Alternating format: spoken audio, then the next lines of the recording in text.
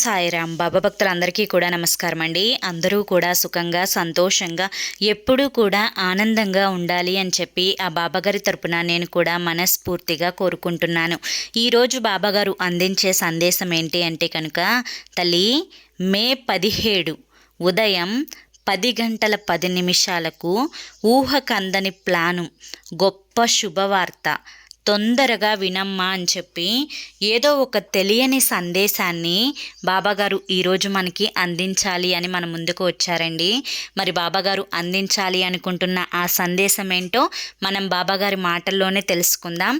సందేశం వినే ముందుగా ఎవరికైతే బాబాగారు అంటే నమ్మకం, ఇష్టం, గౌరవం, ప్రేమ ఉంటుందో వారందరూ కూడా ఈ వీడియోకి ఒక చిన్న లైక్ ఇవ్వడం మాత్రం అస్సలు మర్చిపోవద్దు. మీ నుంచి కోరుకునేది ఆ చిన్న లైక్ ఒక్కటి మాత్రమే.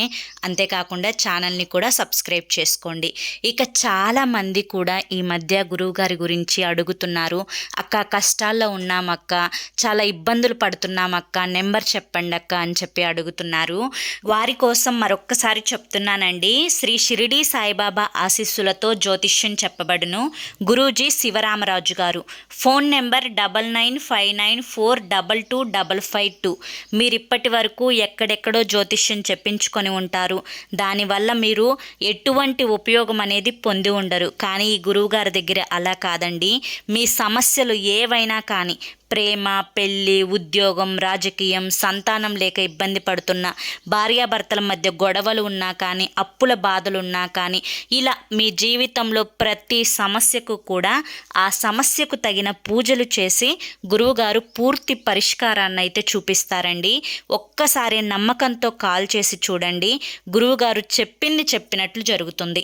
ఇక బాబాగారి సందేశం ఏంటో బాబాగారి మాటల్లోనే మనం తెలుసుకుందాము.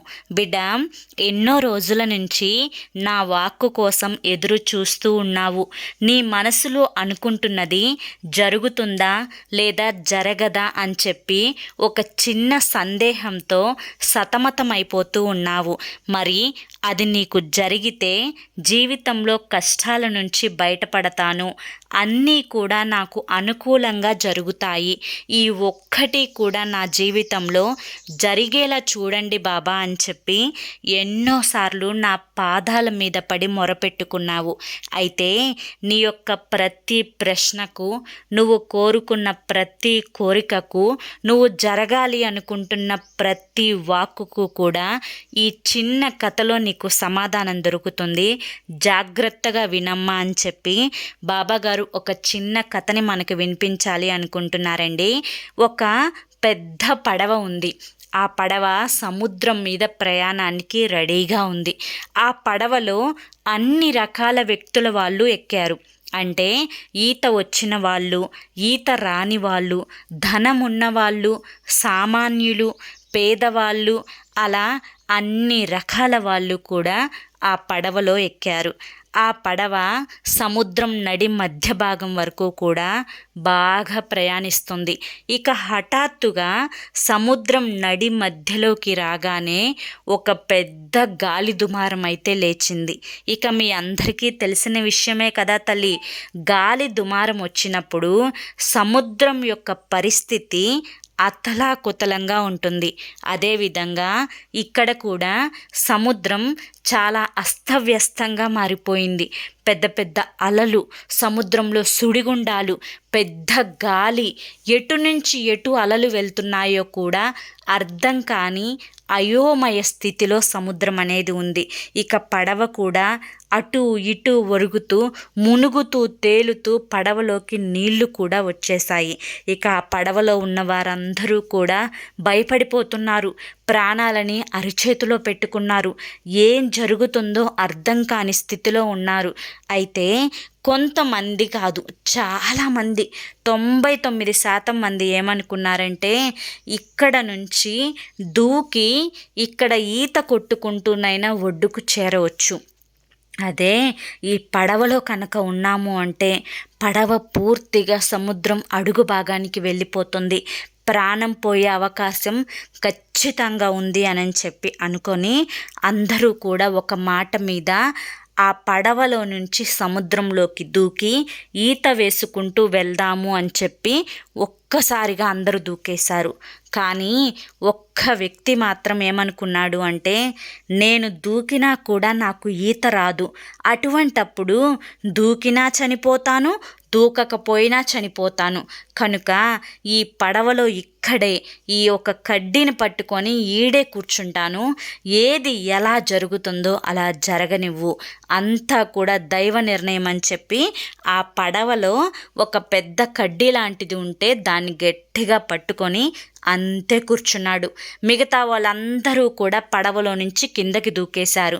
చాలామందికి ఈత వచ్చు, కానీ ఆ యొక్క సముద్రం యొక్క అలల తాకిడి, ఆ యొక్క వాటర్ ఫాల్స్ ఫోర్స్ అనేది ఏ రకంగా ఉంటుందంటే చాలా బలంగా ఉంటుందన్నమాట. మనిషి శక్తి కూడా ఆ యొక్క అలలను ఆపలేదు. అటువంటి పరిస్థితులలో అందరూ కూడా చనిపోయారు. అయితే ఈ వ్యక్తి మాత్రం అదృష్టవశాత్తు ఒక టైంకి, అంటే రేత్రిపూట ఆ యొక్క తుఫాను అలజడి ఏర్పడింది, కానీ ఉదయానికే అంతా కూడా సర్దుమణిగిపోతుందన్నమాట. ఇక ఆ పడవ మునిగిపోకుండా తేలుకుంటూ ఒక అడవిలో ఒడ్డుకి వచ్చి చేరిందనమాట. అతను చాలా సంతోషపడ్డాడు. ఏమనంటే అందరూ కూడా చనిపోయారు, అదే కొంతమందైనా కానీ ఉన్నట్లయితే బ్రతికేవారు, హాహా ఏది ఏమైతే ఏమైంది, నా ప్రాణాలైతే నేను కాపాడుకోగలిగాను, ఆ భగవంతుడి దయ వల్ల ఒడ్డుకొచ్చి చేరుకున్నాను అని చెప్పి ఊపిరి పీల్చుకున్నాడు. ఇక తరువాత అటు ఇటు చూశాడు. కంటికి ఏ నరమానవుడు కూడా కనిపించడం లేదు. అతను ఒక దట్టమైన అడవిలో వచ్చి ఇరుక్కుపోయాడనమాట. ఆ యొక్క అడవిలో నుంచి ఎలా బయటికి వెళ్ళాలో కూడా తెలియదు. ముందు ప్రయత్నించాడు, అడవిలో సగం దూరం వెళ్ళాడు. వెళ్ళే కొందికి దట్టమైన అడవే వస్తుంది, కానీ అడవిలో నుంచి బయటికి వెళ్ళే మార్గమే కనిపించడం లేదు. ఏం చేయాలో అర్థం కాక ఒక నైట్ అంతా కూడా కడుపు మార్చుకొని అలాగే కూర్చున్నాడు. ఉదయానికి బాగా ఆకలి వేసిందనమాట. ఇక ఆకలి వేసినప్పుడు అక్కడ రాయి జోడించి ఎండు పుల్లలన్నింటినీ కూడా పేర్చుకొని నిప్పును తయారు చేసుకొని ముందు ఆ ఒంటికి వెచ్చదనాన్ని ఇచ్చుకున్నాడు. తరువాత చిన్న చిన్న కాయలు, పండ్లు, ఆ చెట్లకు, అడవిలో చెట్లకు ఏవో ఒకటి ఉంటాయి కదా, వాటిని తిని ఆకలినైతే తీర్చుకున్నాడు. ఇక కొన్ని రోజులు గడిచింది. ఆ యొక్క వాతావరణానికి అలవాటు పడ్డాడు. తరువాత పక్కనే సముద్రం ఉంది కదా, చిన్న చిన్న చేపలు అలల తాకిడికి ఒడ్డుకి వచ్చి చేరుతున్నాయి. వాటిని కాల్చుకొని తిందాము అనుకొని ఇక మళ్ళీ మంటని రాచేసుకొని ఆ చేపల్ని కాల్చుకొని తినటం మొదలుపెట్టాడు. ఈ విధంగా ఆ అడవి యొక్క వాతావరణానికి, ఒంటరిగా జీవించడానికి బాగా అలవాటు పడ్డాడు. మధ్య మధ్యలో ఊర్లోకి వెళ్దాము, అందరితో కలిసి ఉందాము అన్న ఆశ వస్తుంది కదా, అలా వచ్చినప్పుడల్లా నన్ను ఎవరైనా కాపాడండి అని చెప్పి పెద్దగా అరవటము కూడా చేస్తూ ఉన్నాడు. కానీ ఏ ఉపయోగం లేదు. అతని కేక అనేది కనీసం మానవుడు అందుకునేంత దూరంలో కూడా లేదన్నమాట. అటువంటి చిట్ట అడవిలో అతను ఉన్నాడు. ఇక తరువాత ఏం జరిగింది అంటే, ఒక ఇల్లుని నిర్మించుకుందాం అనుకున్నాడు.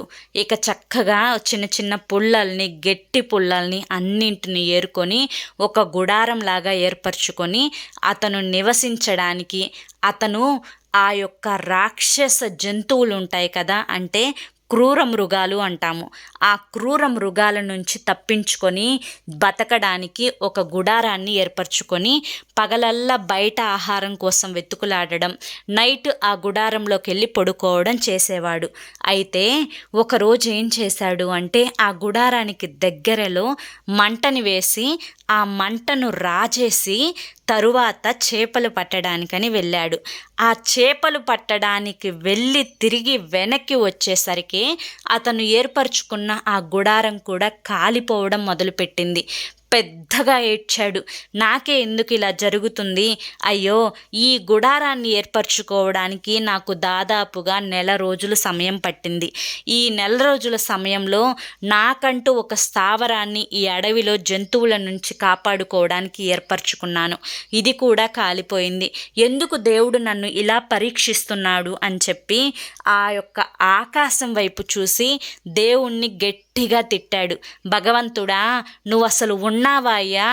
ఉంటే నన్నెందుకు ఈ యొక్క అరణ్యంలో తీసుకొచ్చి పడేశావు? మానవ జాతికి దూరంగా తీసుకొచ్చి పడేశావు.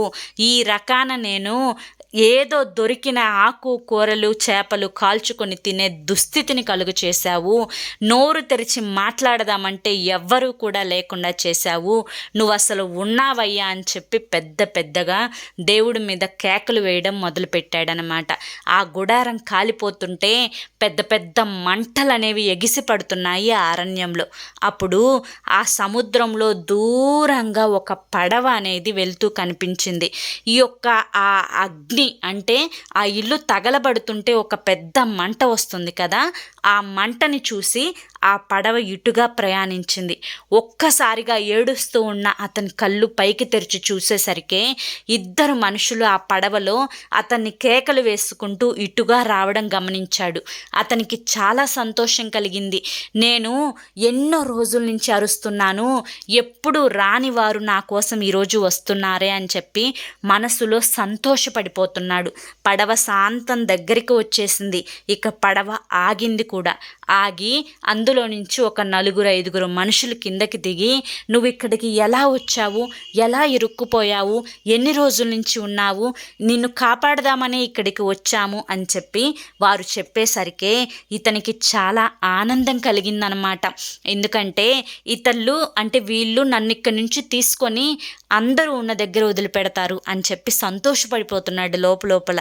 వాళ్ళని అడిగాడు, నేను ఇక్కడ ఉన్నానని మీకు ఎలా తెలిసింది? ఇన్ని రోజులు రానివారు ఈ యొక్క స్థావరానికి మీరు ఎలా రాగలిగారు అంటే, ఈ మంటని చూసి మేము రాగలిగాము. ఎవరైనా కానీ ఇట్లా అడవుల్లో ఇరుక్కుపోయినప్పుడు ఒక పెద్ద ఫైర్ని వెలిగిస్తారు.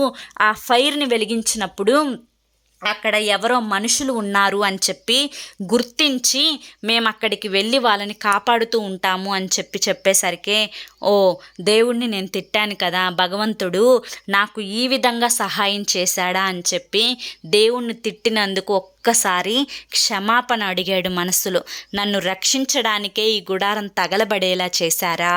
నేను ఇన్నాళ్ళు ఒంటరిగా బ్రతకటం ఎలాగో నాకు నేర్పించారా? ఎవ్వరూ లేకుండానైనా కానీ నేను జీవించగలను అనే ఒక మనోధైర్యాన్ని నాకు మీరు ఇవ్వగలిగారు. ఇదంతా కూడా నా కోసమే. ఇంకా గొప్ప విషయం ఏంటి అంటే, నాతో పాటు ప్రయాణించిన వారందరూ కూడా చనిపోయారు.